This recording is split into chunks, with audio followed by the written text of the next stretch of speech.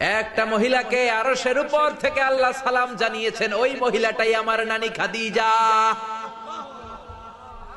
বিশ্বনবী খাদিজার এত ভালোবাসতেন, বিশ্বনবী বলতেন, আল্লাহ কিয়ামতের দিন যখন কেউ কাউরে চিনবে না, ওই কঠিন দিনে আমি যেন আমার প্রাণের খাদিজারে ভুলে না যাই। খাদিজা ইন্তেকালের পরে বিশ্বনবী নিজ হাতে দাফন কাফন করলেন, কবরের সামনে দাঁড়িয়ে দোয়া করলেন। দোয়ার পরে সব সাহাবীরা ঘরে ফিরে যায়। আবু বকর বললেন, নবী চলেন ঘরে ফিরে যাই, দাফন শেষ, কাফন শেষ, দোয়াও শেষ। বিশ্বনবী বললেন, না আবু বকর, আমি যাব না, তুমি যাও।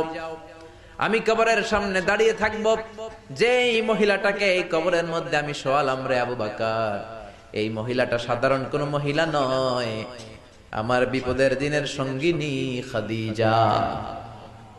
মক্কায় এই মহিলাটাই আমার হাতে প্রথমে কালিমা পড়ে ইসলাম ধর্ম গ্রহণ করেছে। মক্কায় কেউ যখন আমারে সাহায্য করে নাই, তখন আমার খাদিজা আমারে ভুলে নাই। কেউ যখন আমারে শেল্টার দেয় নাই, সাহায্য করে নাই, খাদিজা আমারে সাহায্য করেছে। মক্কার লোকেরা 3 বছর শিয়াবে আবি তালেবে আমার জেলের মধ্যে রেখেছিল। আমার কলিজার টুকরা বিবি খাদিজা ওই জেলখানার ভিতরে আমার সাথে ছিল। আবু বকর, তোমার মনে চাই তুমি ঘরে ফিরে যাও, আমি এখানে দাঁড়িয়ে থাকবো। আমি দাঁড়িয়ে দাঁড়িয়ে খাদিজার কবরের 3টা প্রশ্নের জবাব আমি বিশ্বনবী নিজে দিয়ে তারপরে ঘরে ফিরে যাব রে আবু বকর। সাইয়েদনা জিবরাইল এসে বললেন, ইয়া রাসূলুল্লাহ, ইয়া হাবিবাল্লাহ, দাঁড়িয়ে থাকার দরকার নাই, আপনি ঘরে ফিরে যান। আল্লাহ বলেছে খাদিজার কবরের 3টা প্রশ্নের